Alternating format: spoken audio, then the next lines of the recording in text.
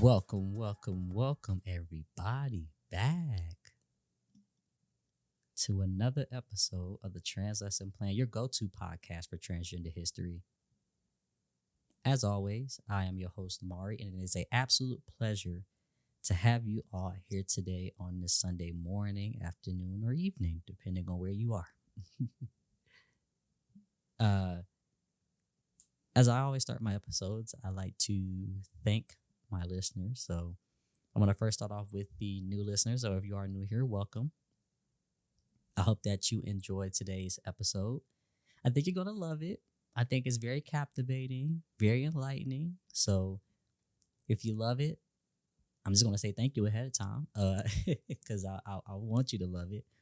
But also, too, I just sit back, relax, and just listening to a very good episode today. Let me just say that.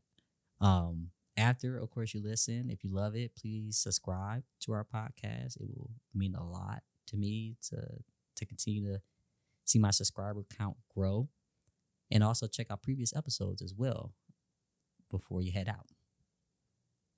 If you are a returnee, welcome back, of course.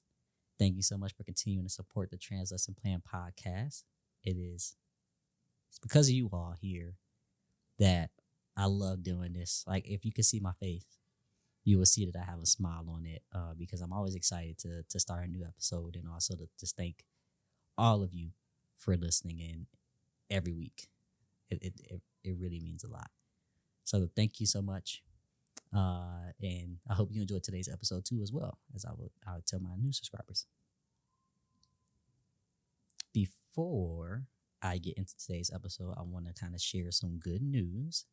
And that good news is that the Trans Lesson Plan now has a mailing list / newsletter that is officially live right now. So if you are interested in signing up for that, I just want to give you a heads up on what's included in that. You'll receive regular updates with additional information, resources, and insights that not only complement our podcast episodes, but it'll also complement our mission statement here at the Trans Lesson Plan, which is to give you go-to history, right? Plus, if you can already guess, yes, you will be the first to know about upcoming episodes before they drop on Sundays every week. So get you a little bit of a sneak peek about what we're going to talk about. I'll provide a little bit of a description within it as well. And of course, you can prep and be ready for the excitement of when we drop our episodes. And of course, there will be some additional exclusive content in there as well that also complements everything that we do here at the Trans Lesson Plan. So you can go ahead and subscribe to that. You can find the link in our bio on our Instagram and Twitter page at the Trans Lesson Plan.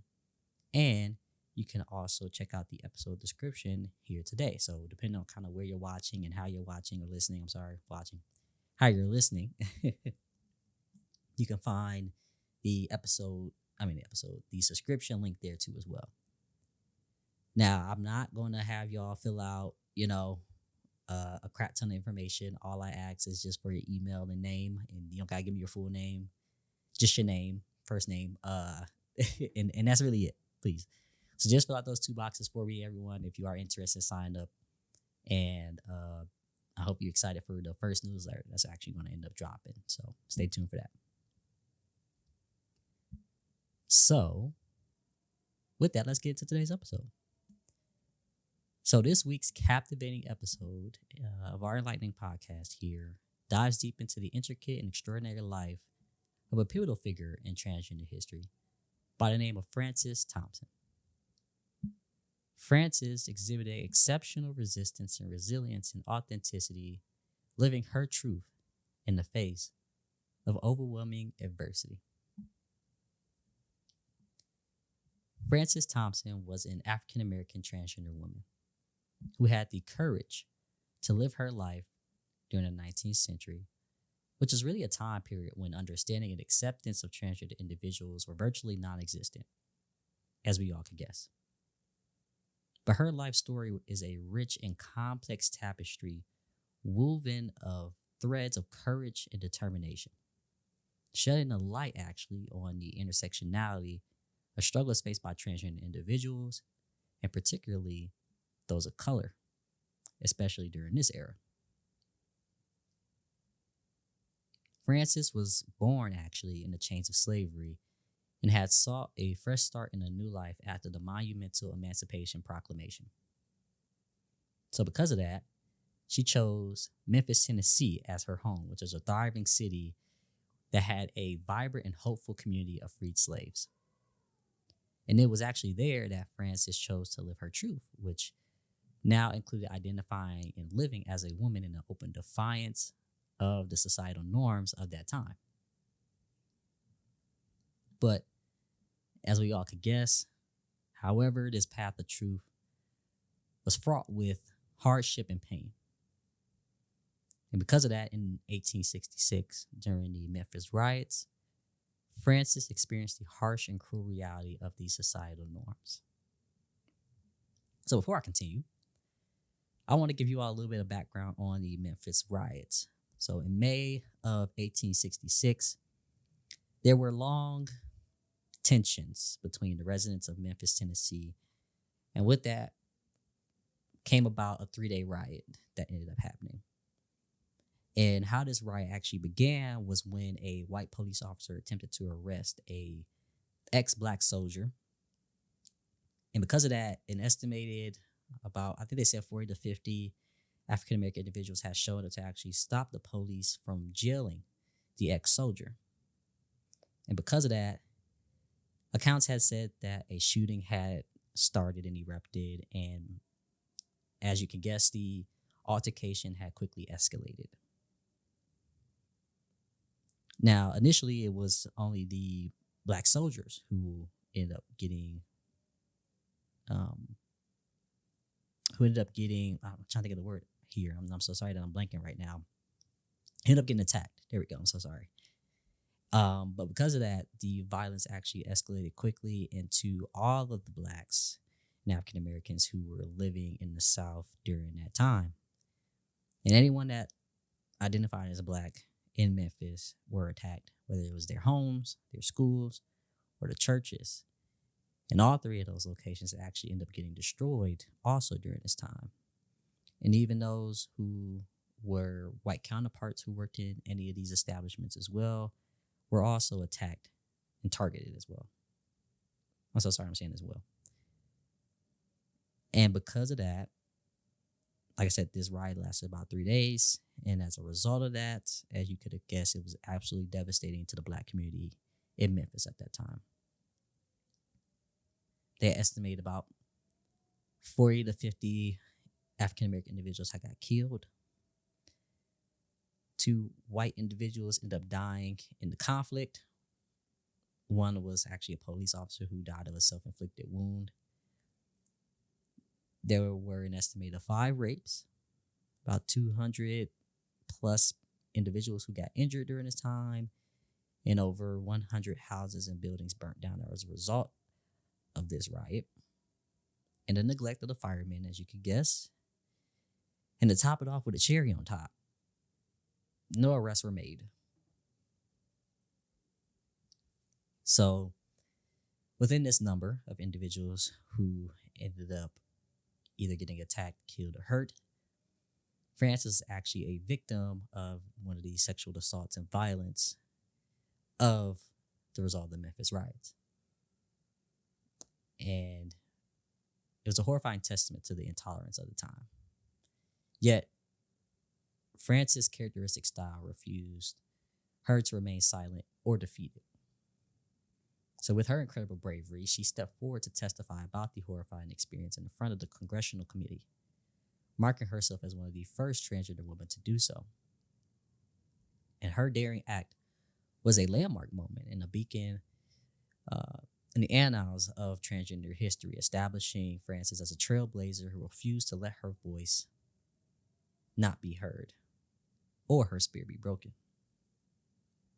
However, the trials and tribulations in Frances' life were far from over, as we all could guess, because in 1876, she found herself in the crosshairs of a malicious campaign led by the Memphis press, which falsely accused her of prostitution.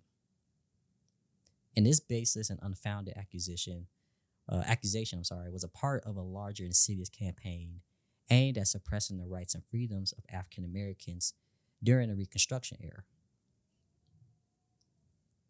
Now, despite these formidable challenges and overwhelming obstacles, Frances Thompson's mark on transgender history is undeniable because her unwavering courage and unyielding determination and steadfast resilience in the face of adversity have made her a figure of inspiration and a beacon of hope for many. And Frances Thompson's life served as a crucial source of inspiration and learning for transgender individuals, and indeed for really anyone and everyone. Now, because of this, and as I always like to do, I like to provide important takeaways of this. Now, to start, of course, Frances' courage to live her truth, despite how societal norms and prejudice were at the time, was a powerful example for those who identified as transgender. Now, as we know, we don't really know what the count of the number was during this time, but it demonstrates the importance of self-acceptance and authenticity even in the face of societal resistance. And Frances' life teaches us that embracing who you truly are can be an act of defiance and strength. The bravery that Frances showed in speaking up about her experiences, especially in the face of violence and discrimination, is a testament to the power of raising one's voice against injustice and intolerance, which obviously we see here today, not only in our activists who are very well known, but also in the children and the youth, which is extremely great for today's times. She shows us that, speaking out despite the fear and risks that are involved can actually make a significant difference. And this is a crucial lesson for transgender individuals who frequently face discrimination and violence, as we see in our numbers still today, as we continue to take in more data to kind of gather what anyone, no matter the age, who identifies as trans go through. And Frances' story emphasizes the importance of breaking the silence and challenging today's status quo. Her face of adversity is a testament to the strength of the human spirit and the need to actually preserve in the pursuit of one's rights and identity. She never wavered in her commitment to tell her truth. She wanted to actually show perseverance in the face of adversity is not only possible, but can also lead to transformative changes. And still today, as we do see that when we think about the experiences of Black trans individuals, it reminds us of that intersectionality of the struggles that we face.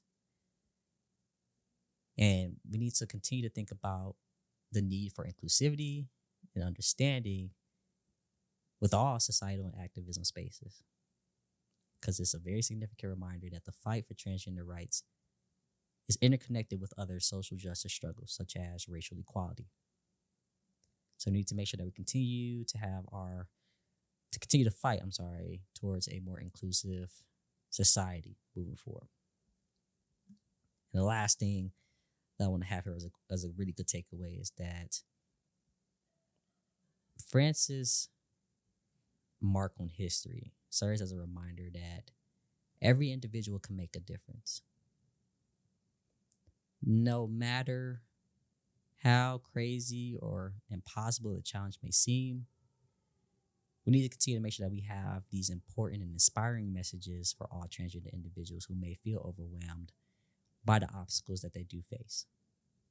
Because of that, we can all leave a lasting impact on this world. And this is what I feel, from what I've read, are very important lessons from Frances Thompson's life that can offer us guidance and hope to others who identify as trans, reminding them and us,